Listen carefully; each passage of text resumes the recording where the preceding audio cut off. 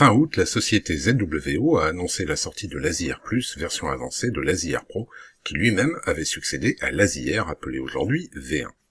Grâce à Sébastien Rivière, que vous avez peut-être croisé sur les groupes Facebook ZWO sous le pseudonyme Sébastro, nous avons pu vous proposer un unboxing de la bête dès le mois d'août. Quelques semaines après, 4 membres de la team Astrofleet ont été retenus par ZWO pour devenir Experience Officers en même temps qu'environ 400 astrophotographes autour du globe. Ce programme nous a permis de tester l'Azi-R+, très en amont de sa mise sur le marché. La seule contrepartie demandée était que nous fassions un article ou une vidéo sur l'Azi-R+. Il ne nous a pas été demandé d'en dire du bien, ce qui nous aurait immédiatement fait fuir. La présente vidéo n'est donc pas sponsorisée, mais se veut objective, et donc sera sans concession, tant sur les aspects positifs que négatifs. On va attaquer donc sur les conditions dans lesquelles le test a pu être réalisé. Je vais le faire dans l'ordre de l'écran pour moi. Donc Cédric. Donc, alors, conditions, je l'ai fait sur 2 montures différentes. Une Q6R qui traîne à l'observatoire et sur l'Ioptran SEM70, sur des ciels plus ou moins transparents. Donc, on peut dire que le ciel ariégeois est toujours assez versatile en termes d'humidité. Alors, en termes global, ça reste un Azi-R Pro pour moi sur tout ce qui va être utilisation. Il n'y a pas de changement notoire. Même si ZWO a mis en avant un côté beaucoup plus réactif sur la machine, je ne l'ai pas vu. Alors peut-être en vidéo, ça c'est la seule chose que je n'ai pas testée. Après l'interface, comme elle a été très bien retravaillée sur la dernière version, j'ai pris 2 tablettes identiques. J'ai balayé les écrans en même temps, droite, gauche, ouvert les mêmes types d'images avec une clé USB. Globalement, on reste vraiment sur le même produit. Concernant le guidage, on est pareil. Je vois pas d'amélioration. Ça reste assez stable, assez propre. Le focus, pas de modification notoire. Le guidage, je l'ai dit aussi. Après, la seule chose où il y a un petit plus, ça va être le Wi-Fi. C'est ce qui a été fortement mis en avant, mais pas avec l'antenne d'origine. Clairement. Avec l'antenne d'origine, oui, j'ai une meilleure portée. La portée sera effectivement un peu plus sensible. Je peux capter ma box qui se trouve à 20 mètres derrière un bon mur en parpaing, mais pas suffisant pour uploader les photos. J'ai comblé le problème simplement en modifiant l'antenne, en la remplaçant par une 10 décibels, avec un pied d'adaptateur pour pouvoir la fixer. Et là, maintenant, je me passe enfin de l'extender, mais il y a quand même des bugs à revoir chez ZWO en termes de stabilité Wi-Fi. Il y a des soirées où je perds totalement la visibilité du Wi-Fi de l'Azi-R. La seule solution, c'est de laisser la soirée finir comme ça ou de redémarrer purement et simplement l'Azi-R. Le reset Wi-Fi ne fonctionne pas sur ce problème-là. Le redémarrage application, pareil, ne fonctionne pas. Alors, a priori, c'est un cas un peu récurrent, mais je ne suis pas inquiet parce que je pense que ZWO sait écouter les utilisateurs et va peut-être trouver assez vite une solution pour ça. Voilà pour mon retour global. Parfait. Julien. En fait, ce qui est bien, c'est que j'étais parti pour faire les conditions de chacun, le retour d'expérience de chacun. Bon, alors faites tout. Voilà, ça va plus vite. Donc, Julien, balance. Mais on va faire pareil. Alors moi, c'est une utilisation assez particulière puisque moi, j'utilise sur poste fixe. Beaucoup de gens utilisent Nina ou des choses comme ça. Moi, je reste sur l'Azi-R. Au niveau installation, je l'ai trouvé beaucoup plus rapide que l'Azi-R Pro. Niveau détection Wi-Fi, au niveau de la Livebox, pareil, beaucoup plus réactif, je trouve. Au niveau détection de l'EAF, j'ai eu le même souci que certaines personnes, à savoir qu'ils ne trouvaient pas l'EAF. Il a fallu essayer de le trouver manuellement. Euh, Après, par rapport à la Wi-Fi, c'était là où ça m'intéressait le plus. À courte distance, je l'ai trouvé beaucoup plus rapide au niveau du transfert d'image. Par contre, à distance de 15 mètres, 15 mètres avec un mur en parpaing à passer, j'ai trouvé ça très aléatoire, dans le sens où la première image, il lui a fallu à peu près 2 minutes 30 pour arriver. Où là, je me suis dit, c'est bien moins bon que l'Azi-R Pro. Et sur la deuxième, le débit était bien meilleur et j'ai eu un transfert d'image pas meilleur, mais équivalent que l'Azi-R Pro. Pour l'instant, j'en suis là au niveau des tests. Euh, Ça me paraît pas plus mauvais. Maintenant, nettement meilleur, je dirais non. Ah ouais, sachant que tu n'as pas pu le tester, toi, en condition de shoot pour l'instant, Non, j'ai pas eu le temps qu'il le permettait pour l'instant. Je l'ai reçu que ce week-end. hein. D'accord. Alex, Ouh là là. comment ça s'est passé chez toi? Moi, je l'ai testé partout. Je l'ai testé dans toutes les conditions. Alors, je l'ai testé en Wi-Fi, connexion directe à la tablette, aussi bien avec mon iPad Pro qu'avec mon Galaxy S21 Ultra. Donc, aussi bien Samsung que iOS. Bon, il m'avait été mis des retours comme quoi le Wi-Fi iOS n'était pas optimisé. Enfin, bref, ça pouvait être plus chaotique. Honnêtement, j'ai la même avec le Galaxy, hein. Donc, j'ai pas plus de portée, j'ai pas un meilleur Wi-Fi, j'ai pas une meilleure connexion. C'est sensiblement pareil. J'ai pas encore d'antenne 10 décibels personnellement, mais je compte m'y mettre. Je l'envoie. C'est gentil.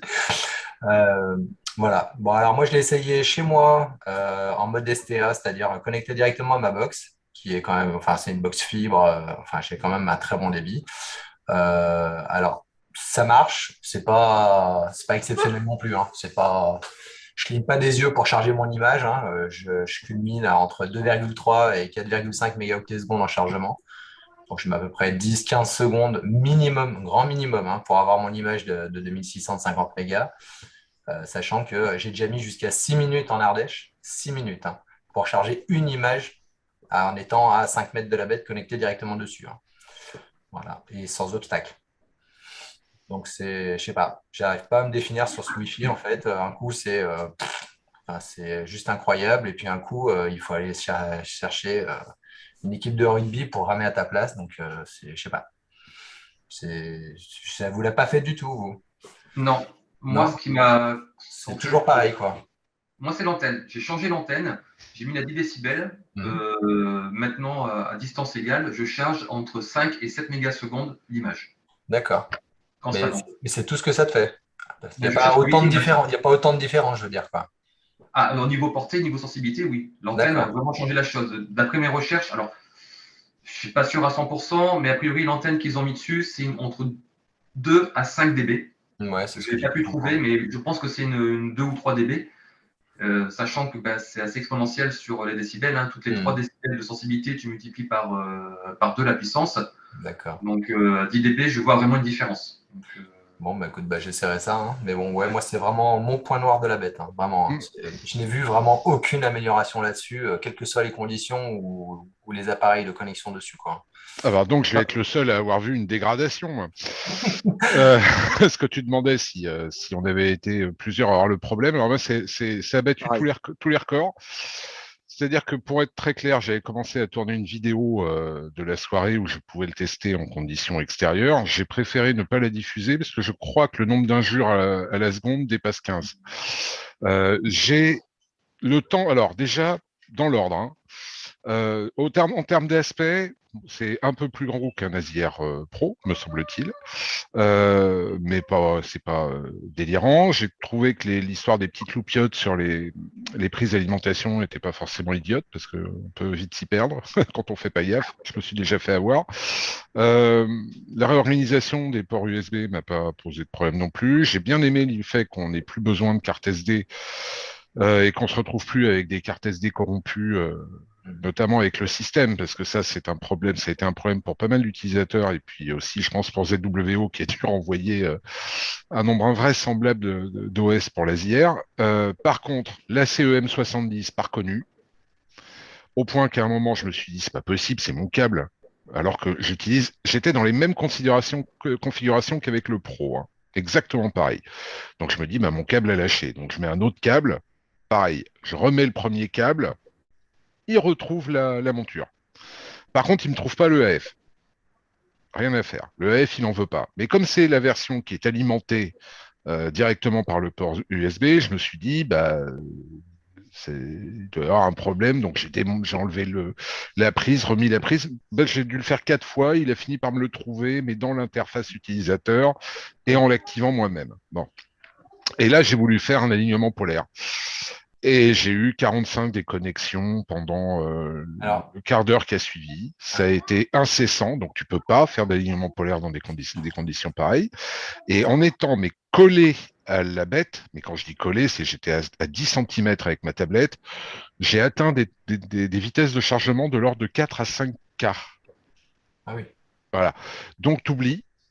Alors, tu redémarres tout, tu redémarres l'ASIR, tu remets ta monture en place, tu redémarres ta tablette, tu refais toute la séquence et il te trouve plus. L'ASIR plus, il me le trouvait plus. Donc, j'ai redémarré l'ASIR. Là, il me l'a trouvé, puis il s'est redéconnecté.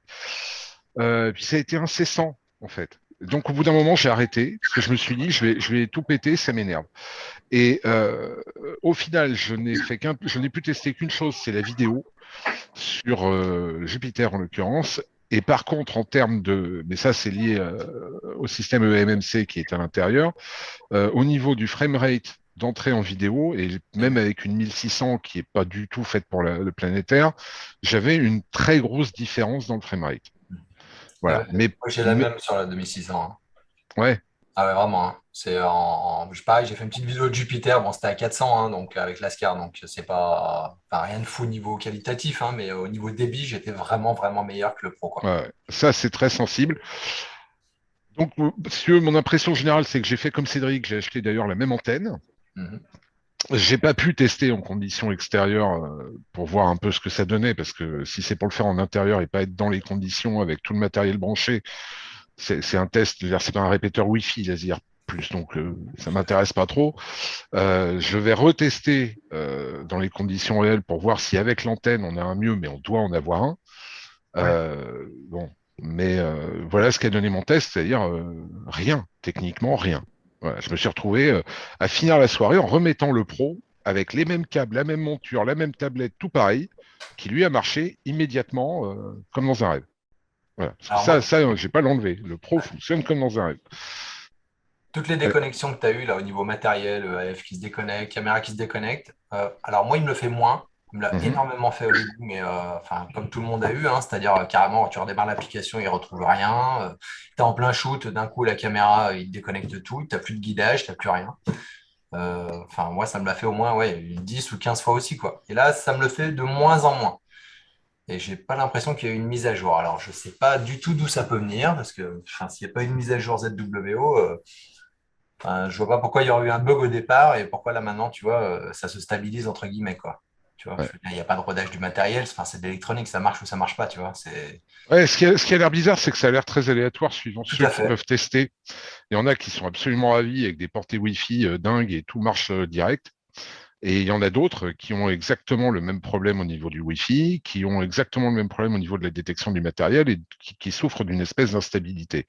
Ouais. Ce qui me laisse, moi, à m'interroger sur sur le batch de matériel qui a pu être envoyé, en fait, très clairement. Après, David, je vais nuancer la chose. Il ne faut pas oublier qu'on travaille sur du Wi-Fi, c'est de la radio. Il suffit d'une interférence. Il suffit d'une chose. Et tu perds littéralement un signal. Ouais. Mais alors, On peut aussi prendre ça en compte. alors moi, je vais te dire, moi, je vais te démonter un petit peu le truc, c'est que moi en Ardèche, si tu veux, enfin, je suis tout seul à 15 bornes en fait. Hein.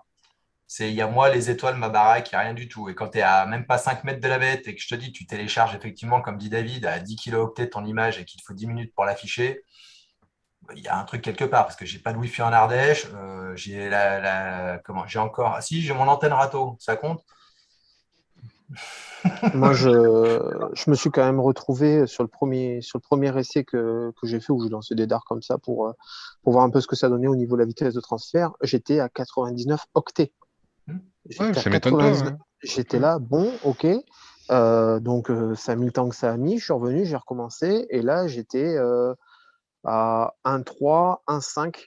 Donc, c'était mieux. Et la fois d'après, c'était encore meilleur. Et la fois d'après, c'était une catastrophe. C'est vraiment totalement aléatoire. Alors que, par contre, à côté, là, par contre, c'était quand même beaucoup plus régulier. Et ça tournait mieux que le pro. Mais à distance, non, c'est pas meilleur. Et pourtant, il y a une antenne et il a été développé pour ça, pour une meilleure portée Wi-Fi. Et je vois pas d'amélioration significative, quoi. Moi non plus. Alors Toujours oui, en antenne aussi.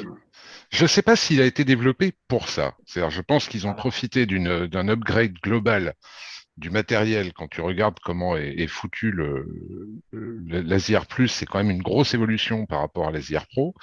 Je pense que tant qu'à faire l'upgrade, ils en ont profité pour, comme comme je sais plus, je crois que c'est Alex qui le disait, ZWO écoute quand même énormément les retours des astrophotographes, ce qui leur permet de fournir un matériel sur lequel, en toute honnêteté, j'ai rien à dire à part bravo, la plupart du temps, que ce soit les caméras, leur rapport qualité-prix, même la logique ASIER qui a pu permettre à des gens de se mettre à l'astrophoto ou de rester dans l'astrophoto avec une grande facilité.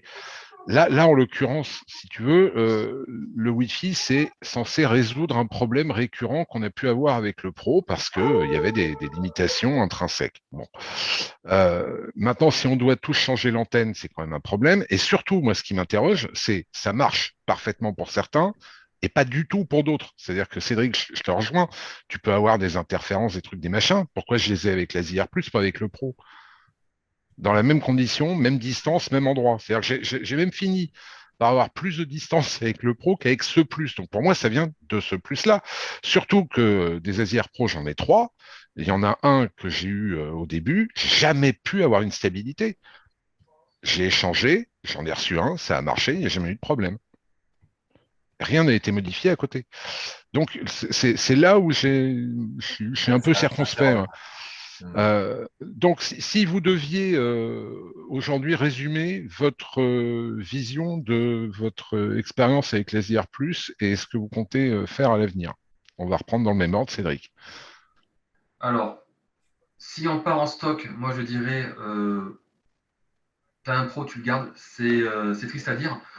Investir dans un plus actuellement sans avoir de plus, entre guillemets, à part l'antenne, j'ai dû changer l'antenne de 40%, je suis passé à 70% à un point donné avec un bas meilleur débit, c'est un coût supplémentaire.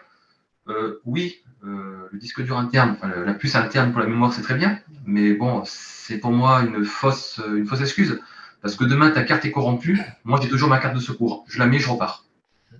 Demain, leur système de stockage tombe en panne, quid de la question.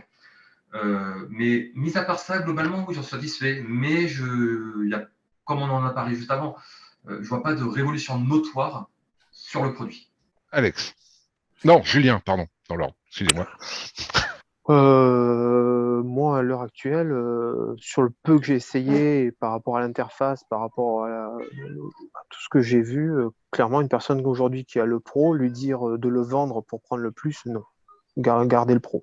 À l'heure actuelle, gardez le Pro. Bon, ça a le mérite d'être clair, simple, lapidaire. J'aime ça. Alex? Je vais avoir le même avis. Moi aussi, j'ai 3 ASIR Pro, j'ai 3 extenders et clairement, tant qu'il n'y a pas de plus sur le plus au niveau effectivement de certaines fonctionnalités, si tu veux, sincèrement, j'en vois absolument aucun intérêt, quoi. Vraiment, j'ai pas un meilleur Wi-Fi, il est même pire. Bon, l'interface était plus fluide au départ, mais depuis que la SIR Pro s'est mis sur le même type d'interface, honnêtement, je vois plus la différence. Bon, j'ai un petit meilleur débit en planétaire, mais je l'utilise clairement pas pour ça, en fait, parce que je ne fais pas de planétaire, en fait. Enfin, donc, ouais, non, moi c'est pareil, hein, ça va être un peu tranchant, mais clairement, à part s'ils me font une offre de reprise où je peux avoir un plus à la place de mon Pro pour 30 balles, clairement, non, je ne bougerai pas non plus, quoi. Ouais, je vois. Alors, en ce qui me concerne, bon, je peux pas parler d'une déception parce que je reste persuadé que c'est un problème lié au matériel et à ce matériel-là, parce que il y a trop de cumul de pépins qui, encore une fois, se résolvent avec le Pro sans rien changer pour que ça vienne pas de ce boîtier-là. Donc, je vais quand même le tester avec l'antenne. Bizarrement, aujourd'hui, je vous rejoins sur le fait qu'en l'état, fourguer son Pro pour prendre un plus, je vois pas. Mais il y a quelque chose qui m'avait sauté au nez, qui avait sauté au nez de pas mal de gens qui avaient regardé la vidéo unboxing qu'on avait pu faire avec Sébastien à l'époque, c'est qu'il n'y a pas de nouveauté véritablement. C'est-à-dire que à part l'antenne Wi-Fi, il y a un meilleur matériel, ok, on a un meilleur framerate, donc il y a moyen de faire avec cet ASIR+, des choses que l'ASIR Pro ne pourra pas faire. Mais rien ne nous a été donné dès le départ. Ça aurait été intéressant d'avoir une appli avec une fonctionnalité qu'on n'a pas dans l'ASIR Pro. C'est ça que j'ai du mal à saisir. C'est-à-dire qu'en l'état actuel, la plupart des gens, et c'est un peu ce que vous avez stigmatisé, se disent je vais passer à l'ASIR+, parce que ça va résoudre mon problème Wi-Fi. Mais si ça ne résout pas leur problème Wi-Fi, en l'état, ça leur apporte rien. Oui, d'accord. Bon. Donc, c'est très bien de sortir un matériel dont on sait qu'il va pouvoir faire des choses, mais encore faut-il faire preuve un peu d'imagination. Mais si on ne nous donne pas une fonctionnalité particulière, Ouais. pourquoi? Moi, j'aurais axé, honnêtement, mon argument de vente, effectivement, là-dessus, quoi. Vraiment même si c'est pas prêt, même si tu fais patienter les gens, tu vois, au moins leur donner un espoir de on va développer ça pour ça, tu vois, ou on va développer ça. Tu vois, par exemple, il y a beaucoup de planéteux, enfin, qui clairement seraient ravis d'avoir un ASIR avec un débit de malade. Hmm. Mais bon, il faut leur dire, ça va s'enregistrer en SER, vous allez avoir un débit effectivement de, je sais pas, 3 gigabits seconde, tu vois, enfin, clairement, je suis sûr qu'il y a un paquet de planéteux qui, effectivement, oui, prendraient un ASIR plutôt qu'un ordinateur, quoi. Je veux Hmm. dire, tout s'enregistre sur le petit boîtier, tu as juste à brancher, tout à brancher dessus, tu lances ta tablette terminée, tu fais tes vidéos en 3 secondes, tu vois. C'est effectivement, enfin, ça fait moins de matos à sortir, quoi. Moi, ce qui m'aurait plu, par exemple, je prends le cas d'Alex qui a 2 lunettes jumelées, 2 caméras pilotées en même temps. Ouais. Ça aurait été intéressant. Ce qui manque à l'Asière, par exemple, un truc qui me fait râler, c'est le système de flat automatique. Alors oui, dans l'alimentation, dans le gestion d'alimentation, il est marqué flat. Bah, mettez dans l'autorun ou dans le flat, enfin dans le plate, pardon, un système de flat avec une position pour le flat. On me dit oui, bah, tu pointes le ciel ou. Bah non, tu mets un système parc à l'horizontale avec un panneau à flat devant et tu as fait ton flat. Par Enfin, exemple. il y a plein de trucs qui pourraient venir complémenter la chose Bien sûr, bien sûr. et ça peut se faire simplement. Je ne pense pas qu'implémenter une position dans une monture avec l'ASIR et allumer un commutateur pour un panneau flat soit compliqué. Je ne pense pas que gérer 2 caméras simultanées, maintenant qu'on a un disque dur rapide, soit handicapant. Donc il faudrait que ZWO communique maintenant sur comment amener un produit un peu plus premium, parce que le plus censé être premium quoi, par rapport au pro. Tout à fait. Et Là, puis moi qui ai un il y a observatoire, juste un noir. moi qui ai un observatoire à petite échelle, Nina développe des choses justement par rapport aux ouvertures, aux fermetures. Pourquoi ZWO avec un produit comme ça s'oriente pas, puisque eux ils tapent dans le Wi-Fi, s'oriente pas sur des systèmes comme ça où ils développent des fonctionnalités qui peut gérer une station météo, qui peut développer une ouverture, une fermeture de toit. Lancer un nouveau produit comme ça doit annoncer une révolution au niveau du nouveau boîtier. À l'heure Oui. actuelle, c'est pas du tout le cas. Non, parce qu'ils vont rester sur la carte, c'est pour le nomade. Tu as ta Ouais. tablette, ton Ouais. machin, tu branches tout et terminé, tu vois. À ce moment-là, si tu veux un observateur, si tu veux un truc comme ça, effectivement, tu es sur Nina, tu achètes un Eagle de Primaluce ou des choses comme ça, tu vois. Mais Mais je pense il y a pas qu'ils peut-être veuillent jouer sur ce terrain-là, en fait. Je peux comprendre la complexité pour eux parce que dès lors que tu ouvres ton système à comment dire, des cartes électroniques ou des firmware qui te sont étrangers, tu es complètement tributaire d'une autre entreprise dont la stratégie ne rejoint pas nécessairement la tienne. Si demain ZWO décide de sortir, allez, disons-le au hasard, une monture, pourquoi pas un observatoire léger à installer chez soi, type Skypod, là je te garantis que tu auras un ASIR avec tout ce qui va bien, puisqu'ils maîtriseront la chaîne de A à Z. Là aujourd'hui, c'est vraiment le nomade, la cible, c'est Ouais. évident. Mais je dis bien aujourd'hui, ça ne veut pas dire d'ailleurs que l'ASIR Plus ne prépare pas des choses à venir, mais on n'en sait rien. C'est ça. Et le vrai ça. problème, c'est que pour moi, la promesse qui me pose souci, c'est qu'on n'en sait rien. Et donc, beaucoup de gens se disent, bah, c'est pareil avec une antenne. Non, c'est pas pareil avec une antenne. C'est pas vrai. Techniquement, mécaniquement, c'est pas pareil. Sauf qu'on ne sait pas ce que ça va donner. Donc, on peut supputer, espérer des choses. Mais entre ceux qui n'ont pas d'imagination et qui n'y voient pas l'intérêt, et ceux qui ont de l'imagination, un peu comme toi, Julien, mais qui risquent d'être déçus, non, mais tu vois, c'est là où j'ai du mal à comprendre le timing, le positionnement et le mode de fonctionnement. Alors après, tu vois, moi, par exemple, je discute beaucoup avec Vanessa Arnoux-Larnieux et Landrieux. Et elle a un observatoire privé chez elle, comme Julien, en fait. Voilà. Et en fait, son ASIR fait partie de la chaîne de commandement. C'est-à-dire qu'elle gère son ASIR avec une prise pilotée. Tu vois, tout passe ensuite par un IPX 800 et un ordinateur piloté à distance par TeamViewer. Et en fait, même au resto avec son portable, si tu veux, elle peut commander la SIR, en fait, par l'intermédiaire du réseau. Donc, si tu veux, il est intégrable en soi, si tu veux, que ce soit un pro ou un plus, hein, parce qu'elle, c'est un pro qu'elle a. Mais du coup, tu te dis que si un pro ou un plus fait la même chose, par exemple, pour les fonctionnalités que Julien veut mettre en place pour son observatoire, où est l'intérêt, quoi, tu vois? Il va vraiment falloir des fonctionnalités vraiment autres qui se démarquent de tout le reste, quoi. Tu vois? Et j'ai du mal à vraiment, si tu fais la liste, si tu enlèves le côté observatoire, le côté nomade qui a été déjà grandement développé, le côté planétaire, je me demande vraiment, vraiment bien ce qu'ils vont lui rajouter en plus à ce plus, quoi. tu vois. C'est ça. Parce que si effectivement le Wi-Fi, ça devait être 90% entre guillemets, ça va mieux marcher, ça va être plus rapide, il y aura plus de distance. Si ça cale, clairement le projet il tombe, quoi. Bah, le problème, c'est que ça a été, quand tu regardes les premières communications, ça a été effectivement l'argument lance. massu du fer de lance, ouais, Ouais. exactement, au niveau marketing du démarrage. Bon, en dehors de ça, je sais, j'avoue que c'est une petite, c'est bizarre. Je dirais pas que le produit est pas bon, pas être de Non. loin, Ah non, clairement mais pas. mais c'est une petite déception par rapport Ouais. à l'Asia Pro. Je pense que j'en attendais plus et je pense que je dois pas être le seul. En fait, il y a un manque de perspective, moi je trouve, pour l'instant aujourd'hui là. Ou de communication sur Clairement, leur but. c'est ça, il n'y a pas de communication sur qu'est-ce que ça va devenir, à quoi ça va servir en fait. Voilà. Moi, pour l'instant, c'est sans doute bien, mais peut mieux faire. Voilà. Ça, Quid c'est de mon avis l'avenir. général. Ouais. Julien, Cédric, pareil. Oui, Pas tout à fait. pareil, limite, pour moi, il aurait peut-être fallu attendre 6-8 mois de plus, rajouter de la fonctionnalité pour faire un produit différent. Un produit différent, là, le sortir si tôt pour faire la même chose, je comprends pas. Moi, je suis un peu d'accord. Cédric. Je suis d'accord aussi. Après, il y a aussi la politique d'optimisation. Si tu regardes l'Asière est sortie, un an après, tu as eu le Pro, à peu près. Hein. Un an après, on a le Plus. On est dans la démarche d'il y a un an.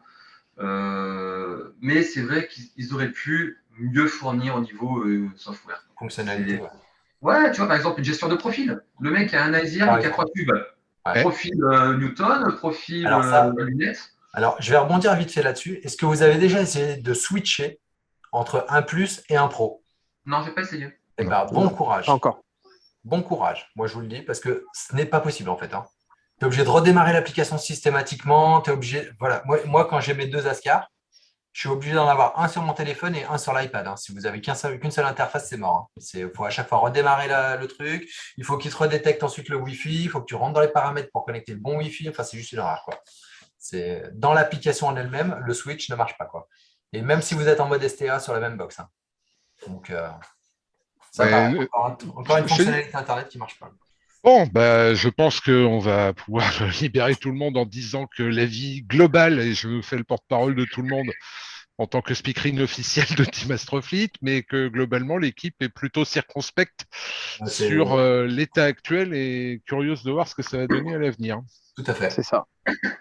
Sachant qu'ils ont moyen de faire quelque chose quand même. Ah oui, mais ça, il n'y a pas de doute. Mais j'ai tendance à dire que c'est un work in progress qui va mériter qu'on suive au fur et à mesure des mises à jour, des évolutions. Mais encore une fois, par contre, il y a 2-3 côtés un peu dithyrambiques que j'entends à droite à gauche qui me surprennent. Mais parce que c'est un bon matériel, ça, il n'y a pas à cracher dessus. Oui, oui. Après, on peut aussi acheter une bagnole sur laquelle il y a un défaut et qui est rappelé par le constructeur. Ça arrive sur tout type de produits manufacturés ou industriels. Maintenant, bon, là, mon cas, moi, je le mets un peu à part, mais n'empêche qu'il y a des problèmes récurrents qui apparaissent et qu'on va surveiller et puis dont on reparlera. Je ne sais pas si vous êtes d'accord, mais je pense que d'ici 2-3 mois, il se passera des choses et puis on refera un petit point, histoire d'être complètement objectif et de parler de la chose une fois que tout sera parfaitement calé. Tout à fait. Avec plaisir. Eh ben les copains, à très bientôt. Je vous fais un gros bisou. Enfin, de toute façon, on recommence à discuter comme d'habitude tous les jours. Et puis on va laisser tout le monde là et se faire une idée sur les différentes vidéos qu'ils vont pouvoir trouver sur Internet concernant les IR+, et maintenant qu'ils ont notre propre avis. À très vite les gars. Bisous. À bientôt. Bye. Bisous, bonne soirée. Salut. Ciao, ciao. Comme vous l'aurez constaté, nous sommes un peu circonspects pour le moment, mais sans réelle crainte pour l'avenir. Nous réaliserons une nouvelle vidéo autour de l'Asia Plus dès que ZWO aura implémenté des fonctionnalités qui doivent rendre ce boîtier plus spécifique par rapport à l'Asia Pro. En attendant, on se retrouve bientôt pour de nouvelles vidéos sur la chaîne Astrofleet.